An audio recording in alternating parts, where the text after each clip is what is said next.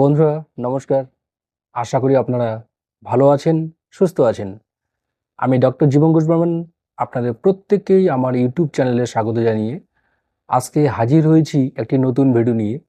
এই ভিডিওটিতে আমি মাথায় বিভিন্ন প্রকার আঘাত এবং তার যে হোমিওপ্যাথিক ওষুধগুলি রয়েছে সেটা নিয়ে বিস্তৃতভাবে আলোচনা করতে যাচ্ছি।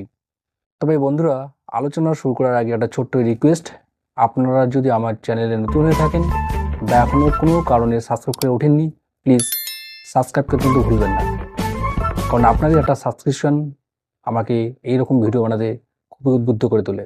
তো বন্ধুরা, কথা না বাড়িয়ে এখন আমরা মূল আলোচনায় ফিরছি।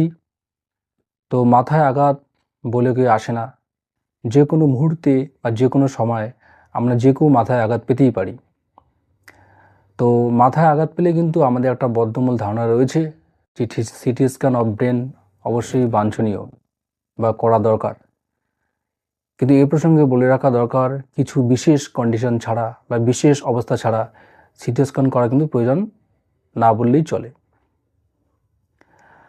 তো সিটি স্ক্যান অফ ব্রেন যেটা আমরা করে থাকি তার কিন্তু যথেষ্ট সাইড এফেক্ট বা পার্শ্ব প্রতিক্রিয়া রয়েছে। তো খুব প্রয়োজন না হলে আমরা অবশ্যই সিটি স্ক্যান অফ ব্রেন থেকে বিরত থাকব। তো এখন আমরা জেনে নেব যে কোন কোন কন্ডিশনে আমাদের সিটি স্ক্যান অফ ব্রেন বা মাথার সিটি স্ক্যান করাটা খুবই জরুরি। দেখুন, যদি আপনার মাথার আঘাত খুব সিভিয়ার টাইপের হয়ে থাকে তো অবশ্যই সিটি স্ক্যান করতে হবে। নম্বরটা হচ্ছে, যদি মাথায় আঘাতের জন্য ক্রেনিয়াল বোনস বা মাথার যে খুলির বোনগুলো বা হাড়গুলি রয়েছে তার মধ্যে ফ্র্যাকচার হয়, তাহলে অবশ্যই সিটি স্ক্যান করতে হবে। এছাড়া মাথায় আঘাত লাগার পর যদি খিঁচুনি আসে সেক্ষেত্রেও সিটি স্ক্যান বাঞ্ছনীয়। এছাড়া যদি বমি হয়, আফটার ইনজুরি, মাথায় আঘাত লাগার পরে বমি হচ্ছে এবং কিছুতেই বন্ধ হচ্ছে না, সেক্ষেত্রে কিন্তু আমরা অবশ্যই সিটি স্ক্যান করব, কারণ দেখে নেব আমাদের ইন্টারনাল হ্যামারেজ হয়েছে কিনা বা কতটা হয়েছে, সেটা কিন্তু পরবর্তী চিকিৎসার জন্য খুবই জরুরি।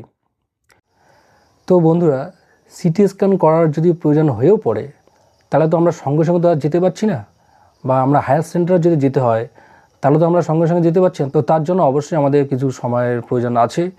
এই প্রয়োজনীয় সময়ের মধ্যে বা আমরা হসপিটাল পৌঁছানোর আগে যদি কিছু হোমিওপ্যাথিক ওষুধ আমরা প্রয়োগ করতে পারি, সেক্ষেত্রে কিন্তু আমরা অনেক ক্ষেত্রেই রুগীকে সিভিয়ার কন্ডিশনের হাত থেকে রক্ষা করতে পারি বা তার ব্রেন হ্যামারেজকে কমিয়ে দিতে পারি।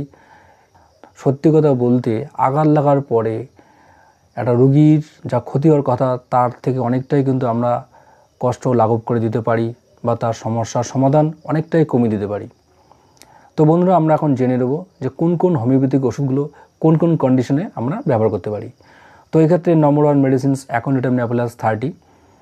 তো যখন দেখা যাবে যে কোনো ব্যক্তি বা কোনো পেশেন্ট আঘাত লাগার পর যদি অজ্ঞান হয়ে যায় এবং তার অজ্ঞান হওয়ার কারণ যতটা না ইনজুরি, তার থেকে একটা মানসিক ভয় বা ভয় পেয়ে গিয়ে অজ্ঞান হয়ে গেল।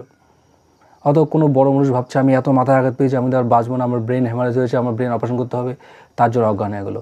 সেক্ষেত্রে অ্যাকোনিটাম নেপোলাস 30 আমরা কিন্তু রিপিটেডলি ইউজ করতে পারি। নেক্সট হচ্ছে, বাচ্চারা অনেক সময় পড়ে গিয়ে ভয় খেয়ে কিন্তু অজ্ঞান হয়ে যায় বা অনেক সময় ড্রাউজিনেস ডেভেলপ করে বা আতঙ্কিত হয়ে যায়, সেক্ষেত্রে কিন্তু আমরা অ্যাকোনিটাম নেপোলাস 30 নিঃসন্দেহে ব্যবহার করতে পারি এবং ক্ষেত্রে ডোজ ফ্রিকুয়েন্টলি দিতে হবে যতক্ষণ রোগীর কন্ডিশন বেটার হয়নি। নেক্সট হচ্ছে আর্নিকা 30। তো আমরা সবাই জানি আর্নিকা আমাদের শরীরের যে কোনো অংশে আঘাত লাগুক না কেন সেখানে ব্যবহার করা যেতে পারে। তো আমাদের যে ব্রেনের আঘাত বা মাথার আঘাত যদি থেতলে যায় বা বেশ ট্রমাটিক ইনজুরি আর কি, অনেকটা বোঝা যাচ্ছে যে আঘাত লেগেছে, সেক্ষেত্রে কিন্তু আর্নিকার বিকল্প কোনো ওষুধ হয় না। তবে এক্ষেত্রে অনেকেই হাইপ্রিকমটাও সাজেস্ট করে থাকেন। তো আমরা সেক্ষেত্রে বলবো যে আর্নিকা 30 এবং হাইপ্রিকম 30 আপনি অল্টারনেটভাবে ব্যবহার করুন, দিনে 4 বার করে আর কি, যতক্ষণ আপনার সমস্যাগুলির ডেভেলপমেন্ট হয়নি। নেক্সট মেডিসিনস ওপিয়াম 30 বা 200। যদি দেখা যায় মাথায় আঘাতের পরে একটা ড্রাউজিনেস ডেভেলপ করেছে, রোগীর ঘুম ঘুম ভাব পাচ্ছে, চোখের পাতাগুলো অনেকটা পড়ে পড়ে যাচ্ছে আর কি, যেটাকে শিবনেত্র বলা হয়ে থাকে, তো সেক্ষেত্রে কিন্তু ওপিয়াম 30 বা 200 খুবই উল্লেখযোগ্য হোমিওপ্যাথিক ওষুধ। এর বিকল্প নেই বললেই চলে। সেটা যদি 30 পোটেন্সিতে হয় দিনে 3 বার করে 7 দিন চালাতে হবে এবং 200 পোটেন্সি হলে 2 ভোর করে দিনে 2 বার 7 দিন চালাতে হবে। আর ওপিয়াম 30 বা 200 যাই বলুন না কেন, এই কন্ডিশনে কিন্তু এর কোনো বিকল্প নেই এবং আমরা এর প্রচুর ভালো ভালো রেজাল্ট পেয়েছি। তো বন্ধুরা, এরপর নেক্সট মেডিসিনস হচ্ছে ন্যাট্রামসাল 200। তো ন্যাট্রামসাল 200 কিন্তু কোনো অ্যাকুট রেমেডি না, এটা একটা ক্রনিক রেমেডি, আপনারা সবাই জানেন।